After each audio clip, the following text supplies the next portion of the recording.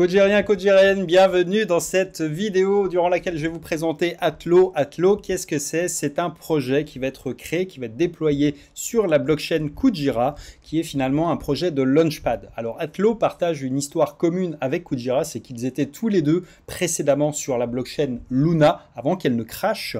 Et Atlo a lancé quelques projets qui ont finalement, alors pour certains se sont recyclés sur Juno, la blockchain Juno, et pour d'autres qui ont totalement disparu, victimes du crash du Luna, puisque, encore une fois, ça a laissé beaucoup de gens sur le carreau, pas que des investisseurs, mais également, on pense assez peu souvent à eux, mais à des créateurs de projets qui, eux, avaient de l'UST à l'époque en rémunération qui attendait et qu'ils avaient levé pour développer leur projet et qui finalement se sont retrouvés avec rien du tout. Et pour certains, effectivement, totalement disparu. Atlo a pris du temps pour réfléchir un peu à comment est-ce qu'ils allaient réorganiser leur projet. Et fondamentalement, ils se sont dit que la blockchain Kujira était une alternative qui était extrêmement séduisante pour eux, que la philosophie derrière la blockchain Kujira, qui est de distribuer du vrai rendement, pas d'imprimer de nouveaux tokens, mais de faire en sorte de créer de nouvelles sources de revenus, correspondait à une philosophie commune et que ça allait permettre effectivement de trouver un deal gagnant-gagnant. Donc Atlo va rejoindre la blockchain Kujira et sera le Launchpad qui sera multi-chaîne, c'est-à-dire que non seulement il y aura des projets qui seront lancés sur la blockchain Kujira par leur intermédiaire, mais également sur Atom et puis je pense à terme sur beaucoup d'autres blockchains, puisque leur volonté c'est d'être multi-chaîne.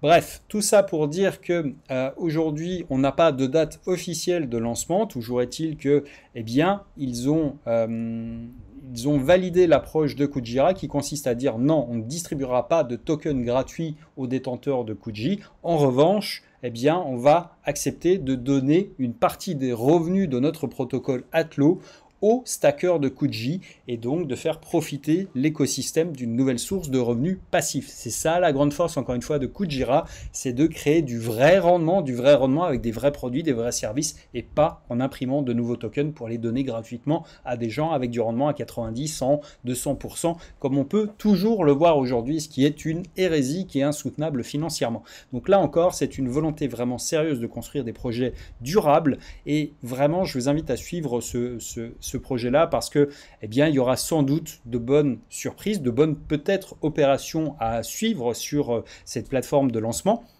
Et ça vous permettre d'être early sur certains projets. Investir ou pas, ça sera à vous de voir évidemment, puisque pour l'instant on n'a pas encore fondamentalement d'idées sur qui seront les projets. J'imagine que certains qui ont capoté avec Luna vont tenter de se relancer au travers de cette nouvelle, de ce nouveau projet ou de cette nouvelle version du projet. Donc peut-être qu'il y aura des projets qui vont revenir et qui, comme Atlo d'ailleurs l'a promis, et ça c'est vraiment un truc qui est intéressant dans leur philosophie aussi, ça a été le cas pour Kujira, c'est que si vous aviez et si vous aviez des tokens à l'époque Atlo, moi c'était mon cas, quand ils étaient sur la blockchain Luna, ils ont fait un snapshot avant le crash et ils vont redistribuer aux gens qui avaient des tokens Atlo à l'époque de Luna, ils vont les redistribuer quand ils vont ouvrir leur projet sur Kujira et donc on retrouvera une partie, alors peut-être pas la valeur complète des assets qu'on a pu avoir parce que le cours sera peut-être évidemment différent, mais en revanche, on ne sera pas laissé de côté. Et ça, je trouve ça extrêmement intéressant, extrêmement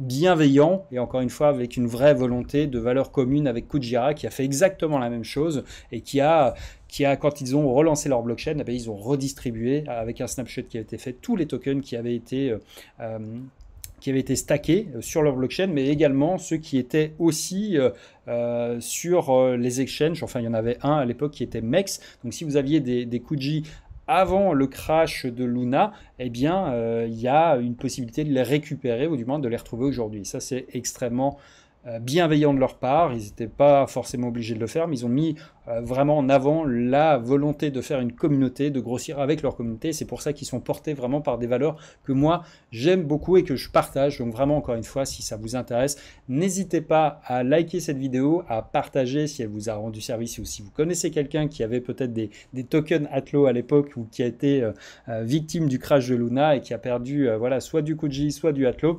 Et à suivre cette chaîne pour les prochains projets projets, il y a beaucoup d'actualités à venir sur Kujira, et donc vraiment beaucoup de vidéos qui vont venir sur les projets. Là, on est encore une fois dans le démarrage, donc évidemment, c'est encore très abstrait. Ça va être beaucoup plus concret une fois qu'on sera vraiment lancé. Et là, on est vraiment très early sur Atlo parce que c'est pas encore sorti, ça va sortir.